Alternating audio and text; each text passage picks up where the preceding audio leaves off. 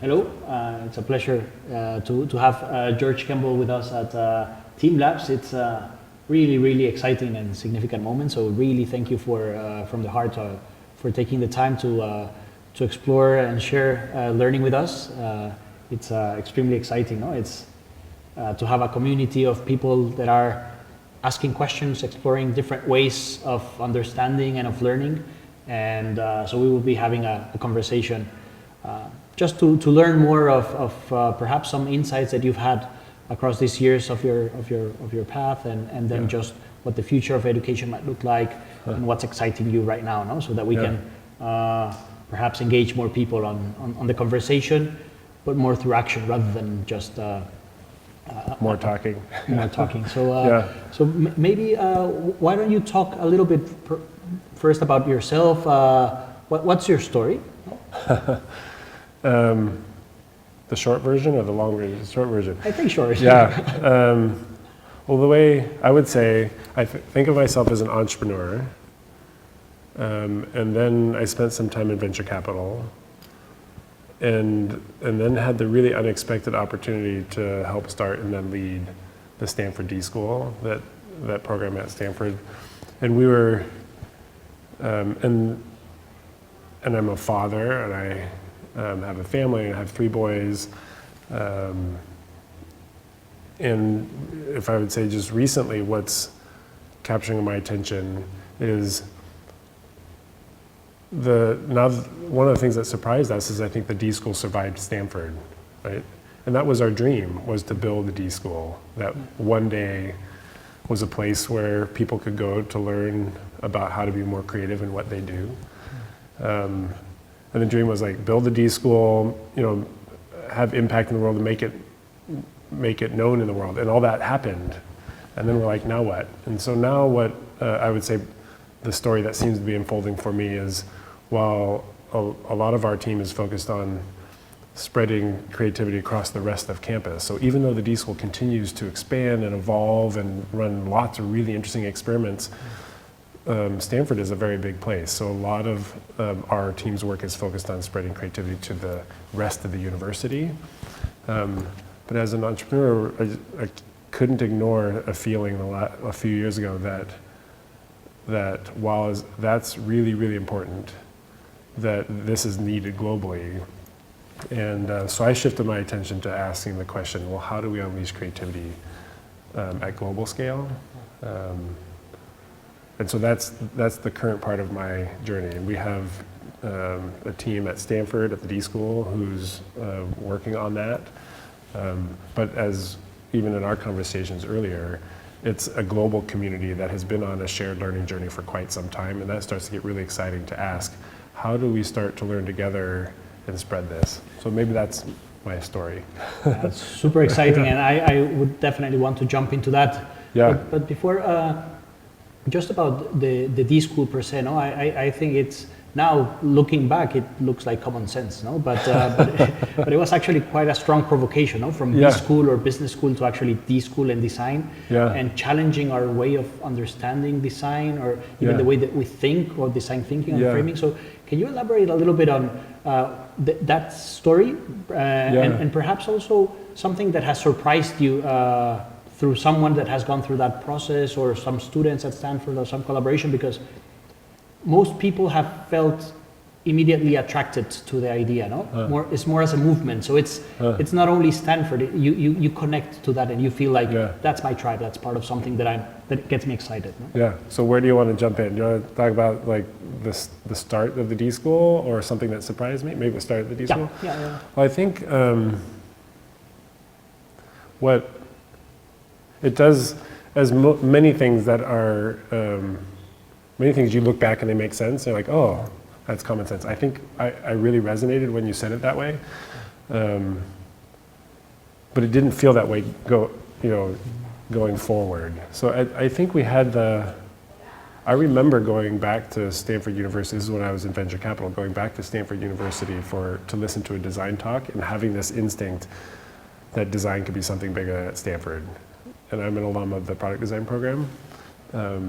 It's a small program that's been around for a very long time at Stanford. It was after that instinct that I crossed paths with David Kelly. And he, of course, had a similar instinct and had seen design change in the world from design being about products or making things look beautiful to being more about innovation. And I think when you're onto something new, and you know this with entrepreneurship, you really only have a hunch. Like that was our hunch, that design could be something bigger at Stanford, and design means something more than just what we think it is. It's more about how do you lead to innovation. And if you put those two together, and you give yourself permission to act on that, and just get started, and then open it up and explore it, then the rest sort of unfolds. You don't really know what's coming, but I think for me, and I've had this a few times in my life, when you have that hunch, that's the choice. Do I do something with this or not? And I think I was at a place in my life where I'm like, I believe that there's something really important here for me, for Stanford, for the world. And so then we got on it and just got started. And we just started prototyping with classes we had.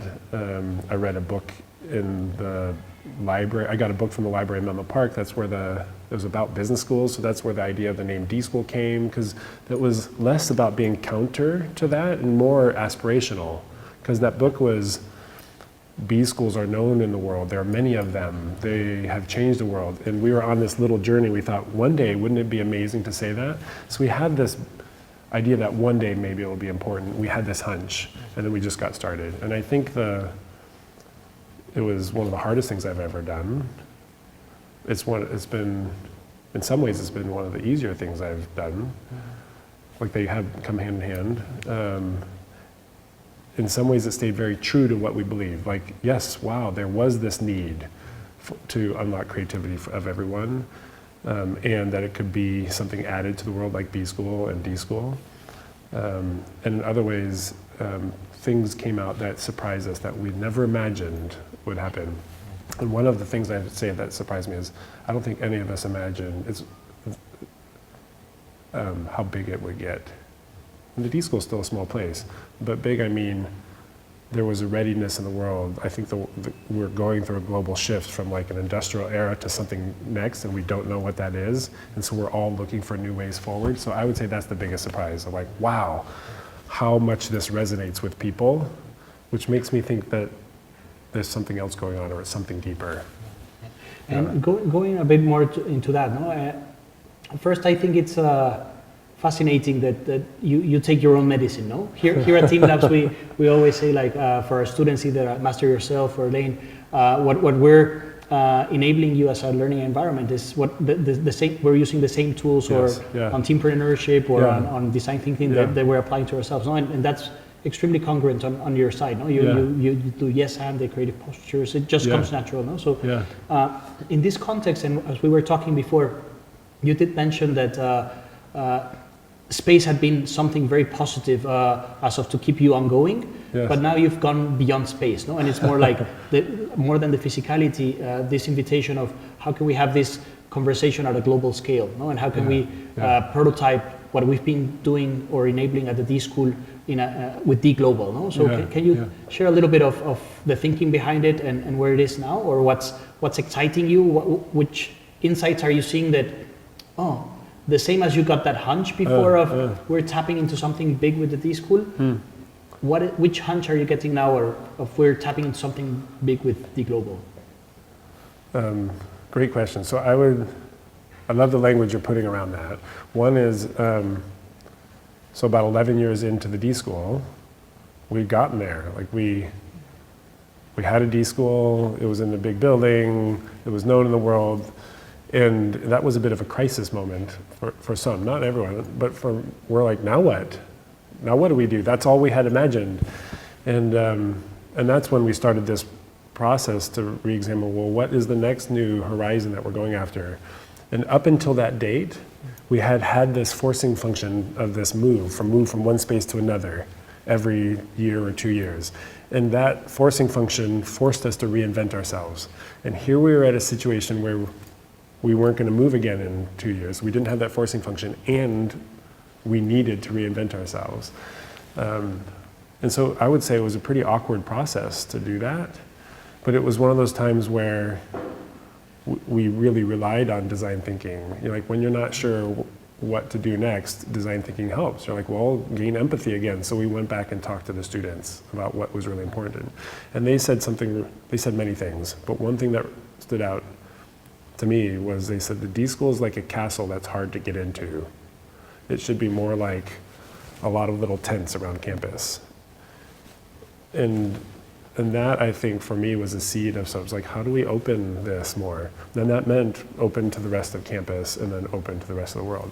And I, you know, for 11 to 12 years, I had been focusing on really helping be a part of build this thing at Stanford.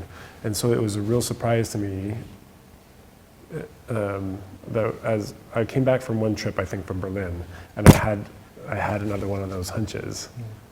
Like, ooh, I think it's time for global.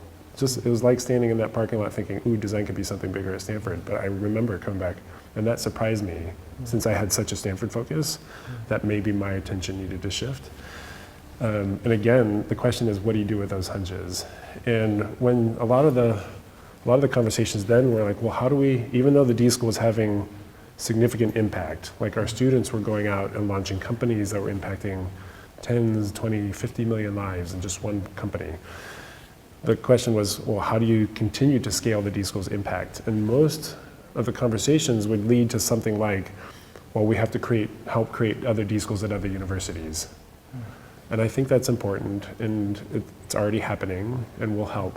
But the other hunch was that that's maybe not the right question.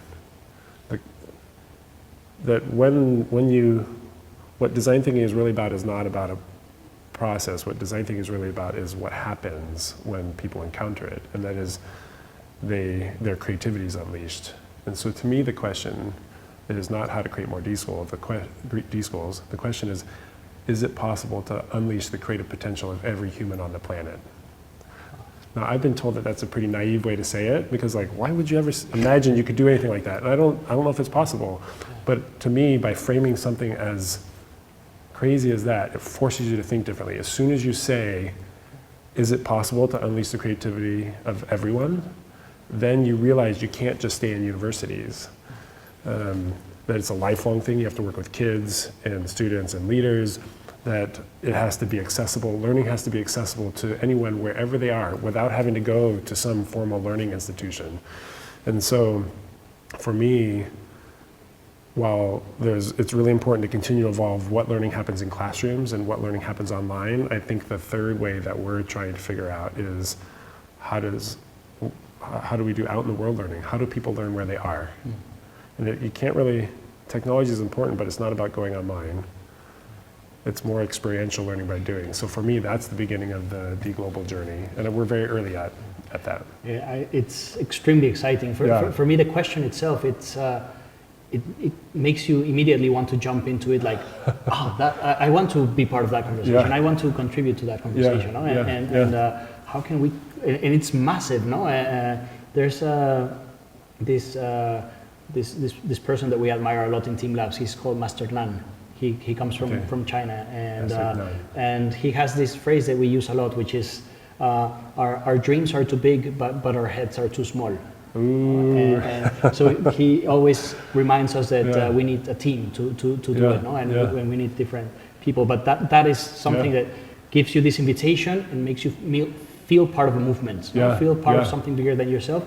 And at the same time, it goes to self, no? Because it's creative. It's unleashing the creative potential of everyone. That includes me. And that includes how I interact with others. So can you share some examples of which experiments you're doing right now? How are you engaging with other networks, be it Teamlabs, be it Unreasonable, but what's your hunch on how it is right now? That's great.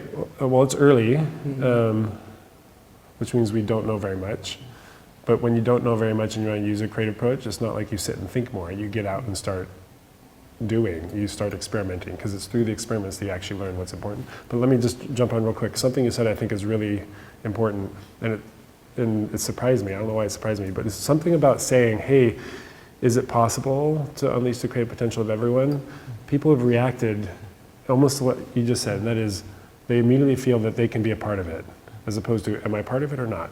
Right? Because when you said everyone, it means everyone. Everyone can be a part of it. The second thing we've heard is that the folks who really resonated with it, they have a heart for being a catalyst for change in their community. I mean, that's what you're doing here in Madrid. Like, you have a heart, you've been a catalyst and a pioneer for trying to create community that unleashes creativity here for a long time. So it's like, I can be a part of it. I desire to have impact and be a catalyst for change in my community, but I also want to have global impact. So like, working at community is not enough, you want to have global impact. So to me, all three of those things in the same place are really interesting, and I think all will be needed. And so then d.global is not about taking design thinking from Silicon Valley and exporting it into other places. I think that's how we used to distribute things in the industrial model, is like, make something and try to push it out in the world. For me, unleashing creativity is something that comes from within the communities. It's already happening. It'll happen with or without d.global. It's already happening. And so when you talk about the type of collaborations that needed, or the networks, that's what it is for us, you could ask the same question: how do you unleash the creativity of potential of everyone in Madrid? That's just as meaningful question. And you can say the same with Berlin. How do you unleash the creative potential of everyone in Berlin? And so when our experiments sort of, or our efforts are in two areas. One is, where is it already happening? And can we come in and just help amplify that? And so like, what's super exciting to me is, like, we've known each other for a very long time. And Felix too was a part of the, so that you guys we've been connected to each other for a long time, and what's exciting is we've been on this journey together. And you guys building what's happening in Madrid, and we've been building the D.school, and now we're at this place where we can look around and say, well, can we do this at greater scales? And now we can start to connect those communities. And so I think they'll have a shared fundamental philosophy, like, you're part of the same family or tribe, but they'll all have their unique expression. Like, what's happening, what's exciting to me is, like, the experiment we're running together today has a completely unique feel for being in Madrid. And the same, like, when you come to other geographies. So that's one, is to connect the communities together. And the second experiment we're running is, well, how do we support people to learn, not in a classroom and not online, but out in the city that they're in? And so we just left this morning, we gave all the students like these little field kits, and then we kicked them out of the building. And we're trying to see, can they tackle projects that they face in their life by using the world that they live in as their classroom? And if we can help figure out what that is, I think we've maybe found a way of learning that can scale. We can only make so many classrooms, but if we can help people use the world as their classroom, then I think we maybe stand a chance. For us, that's something that really triggers our thinking, no? And thus the naming of Masteryourself as a program, no? We love people like Joyito, that he, regardless of the title or the degree, he's just continuously learning. And I recall a phrase that you mentioned of a colleague of yours, or a friend at Stanford, that says, like, something like the education system, it's broken or it's not working, but learning is happening everywhere. Oh, yes. So can you share a little bit, either that story, or how do you see us exploring learning and this like this cycle of learning through action, but then also reflection, then how do we crystallize that? How do you unleash it? Oh, that's great. I think, well, if I recall correctly, the person I heard that from was Scott Dorley, who's one of the anchors at the D.school, I think the creative director, and helped design all the spaces, but launched the design and media class and many things. And I think, and he went, after a career in film in Hollywood, he went through the School of Education at Stanford before coming to the D.school. And so his lens on education, you can say, what was it? Schools are broken, but learning's happening everywhere. And maybe I wouldn't say schools are broken. Schools worked up until recently. Like, they were built on the industrial model to prepare people to go into the industrial world, and we can acknowledge how far that got us. But they're now out of date. And so we're asking the question, well, how do we continue to adapt our educational models, our schools, and honor the fact that learning happens everywhere, not always in school? And I think we're seeing some really exciting things out there. And there have been education programs been around for a very long time around experiential learning or project-based learning or social-emotional learning or creativity or systems thinking. There's examples of those in small pockets for long periods of time. And now I think we're starting to realize, ooh, that's part of the future of our education. And if I just maybe highlight two things, one is, well, what does that mean for learning to happen everywhere? And the first false divide I think we've set up is we assume learning is part of a life stage, meaning you go to school for the first half of your life, and then you leave school, and then you go contribute as part of the population. It's sort of like you learn here, and then you go work there. And we have language like lifelong learning and things like that, but really we've literally organized our lives. We pull our kids out of the world and we stick them in some artificial room sitting in rows, and we tell them things and have them tell us that back on a test. And we think that that's what's going to prepare them for a world of very complex unknown problems. So the first thing I think is to break that divide.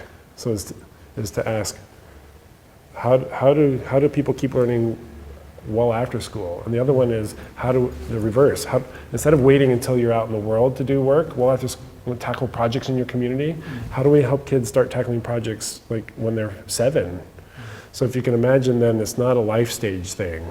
It's more like parallel lines, where like from the moment you're a kid to the end of your flourishing life, like you can move between like, I'm learning something, I can put it to work in my community, or I'm learning something, I can tackle a project on a business, I'm learning something, and that's something you can do for their whole life. That if we can start to shift that way, I think we have a chance to keep growing as people and to involve more people in tackling the challenges that we face as well. Just as a quick reflection, I would love to continue this conversation for quite way longer. Yeah. Time, well, we can after the camera goes off. But perhaps something, at least the drivers that we have here at Teamlabs. No, first it's like team. The team is our we learn faster in team, and we can do more stuff than we can do by ourselves. Then it's projects, learning by doing, doing stuff. Then it's self, something about. The question comes back to me, so it's like self-awareness, and then it's impact. No, so how do we also think of something bigger than ourselves? No? And this works to a larger or a shorter extent in our with the environment that we enable. But we've struggled, and this is part of the dream of how do we actually bring this to teams of teams and to this collaboration of learning and then sharing that learning and then actually putting into practice this learning all the time. So how do you envision either that or the future of learning or the future of education as something that might actually revolutionize or invite us to tackle the challenges that we have ahead of us that we have no answers to yet? Well, that's a small question. Yes. So when you say teams of teams, what scale are you imagining? All of it? Maybe a scale as big as how can we unleash the creative potential of everyone in the world, no? Which sounds big. Well, I don't think there are any obvious answers. And to assume that we'll know ahead of time would be falling into the same trap as we've set for most of our kids about teaching them that there is one answer and you'll know ahead of time. And that's a creative challenge, is to design the future of education. Like when we use design thinking to design the D.school, which is about teaching design thinking, it wasn't, we ate our own dog food, or we took our own medicine, is that what you called it? But we weren't doing it just because we wanted to take our own medicine. It was, we didn't know what the D.school needed to be, and so we had to use a creative approach to get there. So we're in the same situation, facing a global challenge, and we're wondering what the future of learning will be like. We don't know. And so I think we have to use creative strategies to get there. But if I had to just, as a hunch, to me, I think solving it locally there are ways to solving it locally is the way to solve it globally. So you're getting it to work here, right, with teams, and I love this focus on it's a interdependence between team and project and self and impact. Most of us run straight to the impact, like what impact are we going to have? And then we point ourselves towards it, but there's all these dynamics and we haven't figured everything out, and so things tend to fail, and then we wonder why is it not working. So I love the fact that you've built all these together, and you've created a community and a space, and you bring them together physically, and they learn from each other, and they start working, actually doing things, as opposed to just sitting in classrooms and talking. And you don't just keep them here, you move them to other geographies, and you bring them all over the world, and so their perspective is changing, and so to me, you're evolving a model that's working for this community. And the same thing will happen over here in the community in Berlin. They will evolve a similar but slightly different approach, and the same thing over here. And so at one level, it has to happen locally. And I get inspired by emergent systems, emergent behavior, like the way flocking birds flock, or schools of fish swim, or sort of naturally biologically complex systems work. And most of those things are fractal, meaning they have the same pattern that exists at all scales. So an example, a tree. What is a tree other than a branch that branches into more branches, that branches into more branches and more branches? And if you look at a leaf, literally, look closely, it's just more branches, which means if you get the pattern right in these biologic systems, solving at the local level simultaneously solves at the global level. So I think we have to be both-minded, and solving at the Madrid level will be part of solving it globally. And the trick, I think, the thing we don't know is how to get those different nodes to learn from each other in an adaptive, resilient, evolving way. And the industrial model was not built to be an adaptive, resilient, evolving system. It was designed for repeatability and scale through hierarchy. And so what I would expect is, as we keep experimenting locally, the thing to search for and to help build is that new construct. Not the industrial construct, but that new construct, whatever form it is, that helps us build locally but learn collectively.